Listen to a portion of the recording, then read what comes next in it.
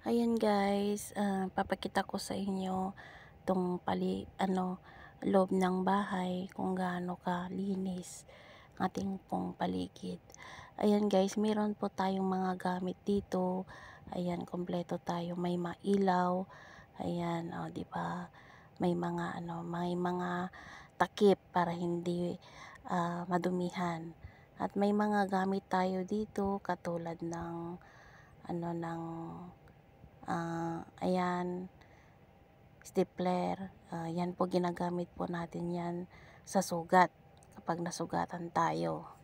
At meron din tayo ito gamit sa sa pagbunot ng ngipin.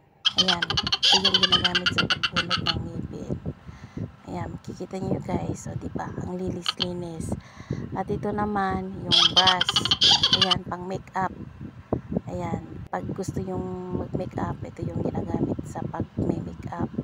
Ayan guys.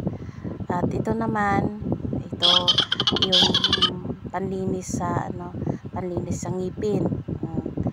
Ayan, panglilinis sa ngipin kung may madumi. At ito naman yung kapares nun na panglinis sa ngipin, yung mahirap alisin. Ito yung ginagamit ito. Ayan, kaskas mo para maalis yung mga tartar sa ngipin. At ito naman yung oil. Kung hindi siya maalis, yan, pwede mo siyang lagyan yan para mabilis na mabunot yung ngipin. Ayan, tandaan nyo guys. At ito naman, ayan, ito yung, diba, yung papel na magaspang. Ayan yung panlinis sa mga may pimples.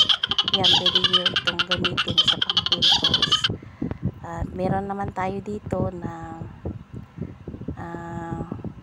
ito, ayan, gloves. Yan yung ginagamit sa gloves pagbunot ng ngipin. At ayan, meron po tayong higaan dito. Ayan, dito pinapahiga yung may masasakit ang ngipin. Ayan, oh, yan dito ipapahiga bago bunutin. At ito naman yung ginagamit sa pangpasta. Ayan, ginagamit sa pangpasta guys. Ayan, ito naman ginagamit sa postiso. Ayan, postiso, ito yung ginagamit sa postiso. At pwede itong tunawin, basahin. Ayan, kaya maging ganyan siya. Ayan, buksan natin para papakita ko sa inyo. Ayan, diba, nahaluan na siya ng yan ang ginagamit sa postiso. At ngayon, balik tayo sa sa pwesto natin kung saan gagawin yung may magpagawa ng postiso. Ayan. Oh, ito naman yung panlinis kapag pag tapos na yung yung lilinisan natin para maalis yung o, diba? Kapag mahaba yung buhok, ayan. Pag ng buhok. Ayan guys. Ayan. Tinakpan namin ito lahat para ayan, talagang pinalutan talaga ng mga plastic sa paligid para hindi siya madumihan. At ngayon, hintayin na lang natin matuyo ang mga ginawa nila bago tayo maglinis dito. Pero bago lahat, ayan, pagpatuloy natin yung demonstration natin sa mga gustong magpalinis ng ngipin or magpagawa ng ngipin. Ayan, mag-PM lang kayo ito yung mga gamit natin guys. Ayan, freezer base, ayan. at ito naman yung box natin kapag may freezer base. Ito yung gamit natin. Ito yung ginagamit natin sa freezer base. Yan, may barena tayo. Yan. Yan yung binabarena natin yung yung pangbutas sa ngipin, yung postiso para lagyan ng tornilyo. Yan.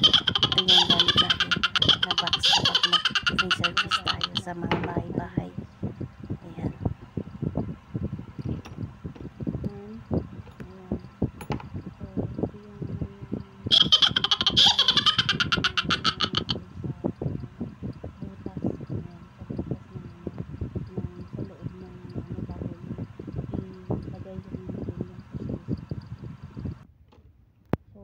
Guys, ayan, habang free pa ang serbisyo, mag-message lang po kayo, mag-PM lang kayo sa akin kung sino po yung may magpapostiso or magpalinis ng ngipin or magpapasta.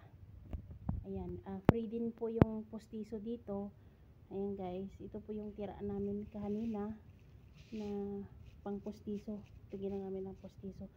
So, PM nyo lang ako guys sa mga gustong magpapostiso dahil hanggang Monday lang po yung ating pong free service po,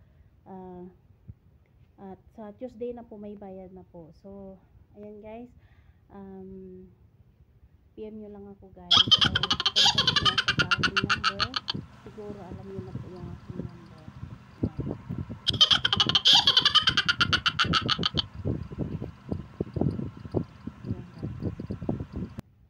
Dito lang po kayo, dito lang matatagpuan ng free service, free postiso, free pasta, at free linis, ayan, linis sa ngipin, ayan guys. Basta magbaon lang kayo ng mga pagkain dahil wala po kaming free pagkain dito dahil ubos na yung mga pagkain dito. Ayan guys, maraming salamat guys. See you again. See you here sa mga gustong pumunta. Ayan guys, tayo na po ay magpaalam. Ayan, bye-bye!